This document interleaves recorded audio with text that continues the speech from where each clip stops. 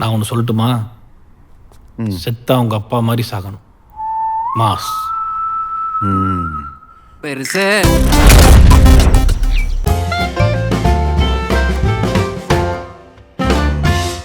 நீஃப்லி மாலையா நேயர்களுக்கு வணக்கம். நான் உங்கள் பத்திரிகையாளர் RS கார்த்திக். என் அருகில் சக்தி சரவணன். நாங்கள் ரெண்டு பேரும் இந்த வீடியோவில் விமர்சன விவாத நிகழ்ச்சியில் பார்க்க இருக்கிற படம் டஸ்டர். அது இப்போ சில பேர் டெஸ்டருங்கிறாங்க, சில பேர் டஸ்டருங்கிறாங்க. டெஸ்டர் நம்ம கரண்ட்லாம் டெஸ்ட் பண்ணுவோம்ல, டெஸ்டருங்கிறாங்க. ஆக்சுவலாக டஸ்டருங்கிறது தான் கரெக்டான வார்த்தை. இங்கிலீஷ் மாஸ்டர் பையன் இல்லையா, அப்பப்போ அதெல்லாம் நம்ம வந்து காட்டிக்கணும்.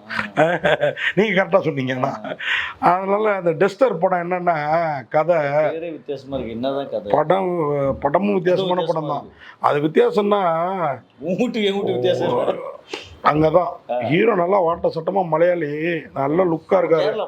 இல்ல அதான் கேரளாவில் தான் எடுத்திருக்காங்க. இந்த டூரிசம் ஸ்பாட்டுகள்ல நல்லா இருக்காங்க. ஓப்பனிங் சீனே பாட்டில் உடைக்கிறான், குத்துறான், கண்ணாடியை போய் குத்துறான், உடைக்கிறான். என்னன்னா, ஏய் நீ உயிரோடு தான் இருக்க, என் கூட தான் இருக்க, உன்னை நான் விட மாட்டான், அப்படி இப்படின்னு காதலியை அப்படி நினைச்சு புலம்புறான். சரி முடிப்பான்னு பார்த்தா கிட்டத்தட்ட சைக்கோவா மாறிடுறான். பேசியே மென்டலி ப்ராப்ளம் ஆகிடுது. ஃப்ரெண்டு ஒருத்தன் வரான், அவன் வந்து இவனை டாக்டர்கிட்ட அழைச்சிட்டு போகிறான். அங்கே டாக்டருங்க என்ன சொல்கிறாங்கன்னா, இவனுக்கு வந்து எரர் ட்ரீட்மெண்ட் கொடுத்துருவோம், இவனுடைய நினைவலைகள்லாம் மெமரி எரர் ட்ரீட்மெண்ட் கொடுத்துருவோம், அழிச்சுட்டா புது மனிதனாக மாறிடுவார் அப்படின்னு சொல்கிறாப்புல.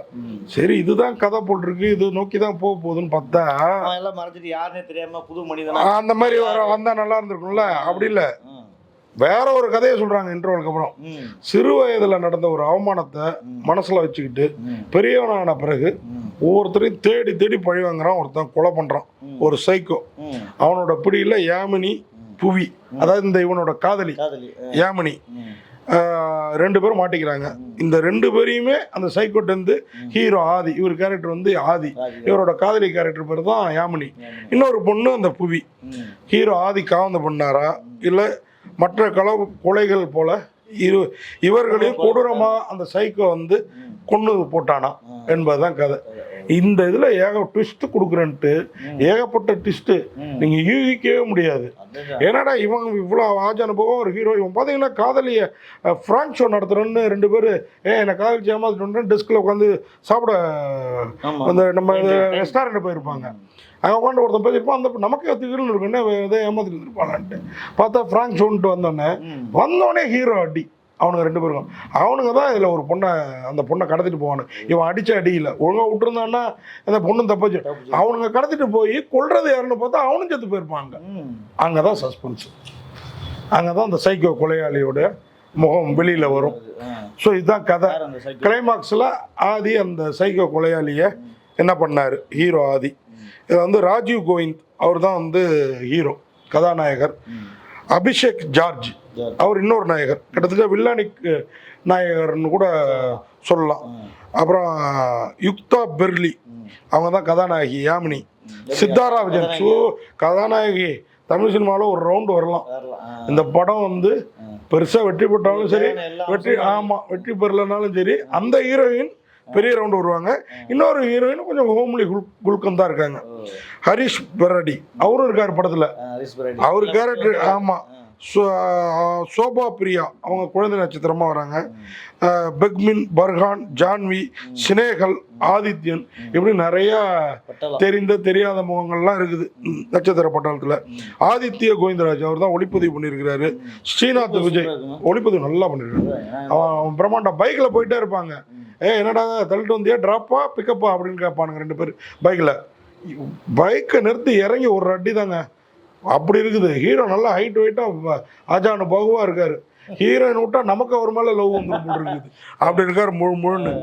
ஆமாம், ஸ்ரீநாத் விஜய் தான் இந்த படத்துக்கு வந்து இசை, மோகன் ராஜன் தான் பாட்டெல்லாம் கூட ஓரளவு நல்லா தான் இருக்குது. ஸ்ரீனிவாஸ் பிரபு படத்தொகுப்பு. அவர் மட்டும் இந்த முன்னாடி நிறைய கட் பண்ணி ரொம்ப நேரம் வெறுப்பேற்றுறாப்புல ஹீரோ. ஏய் சாவல நீனா அது இதுன்ட்டு நமக்கு கேரக்டரை புரிய வைக்கிறேன்ட்டு நம்மளை கொள்றாங்க. கரெக்டாக சொன்னீங்க. அந்த படம் வந்து அஷ்ரப் குருக்களும் கேடி வெங்கடேஷும் சண்டைக்காகவே அந்த படத்தை வந்து பார்க்கலாம். இந்த படத்துக்கு தயாரிப்பு பிரகாஷ் எஸ்வி, கதை சிவம்ங்கிறவரோட கதையை வாங்கி திரைக்கதை வசனம் எழுதி இயக்கி இருக்கிறாரு சூரியன் ஜி. அவருக்கு இது வந்து மொதல் படமா. யாரோ யார் இவனோ, காதல் பூக்கும் கண்களோ, மிளிரும் பின்னாடி சுழலும் விழிக்காரி அப்படின்லாம் பாட்டு சுவேதா மோகன், சத்யபிரகாஷ்லாம் பாடியிருக்கிறாங்க. உண்மையாகவே ஒரு டிஃப்ரெண்ட்டான படம். ஆனால் அது சொன்ன விதத்தில் ரொம்ப டிஃப்ரெண்ட்டாக தெரியுது. கொஞ்சம் நம்மளை விட்டு டிஃப்ரெண்ட் ஆகிடுது, அதுதான். ஆனாலும் டஸ்டர் என்ன உங்களை வந்து டஸ்டர் வந்து டஸ்டரை போட்டு அழிங்கன்னு சொல்கிற அளவுக்கு இல்லை. டெஸ்டரை வச்சு டெஸ்ட் பண்ணி பார்க்கலாம், போய் பார்த்துட்டு வாங்க தேட்டருக்கு அப்படிங்கிற லெவலில் இருக்குது. நன்றி, வணக்கம். இந்த வீடியோ உங்களுக்கு பிடிச்சிருந்தா லைக் பண்ணுங்கள், கமெண்ட் பண்ணுங்கள், ஷேர் பண்ணுங்கள், சப்ஸ்கிரைப் பண்ணுங்கள்.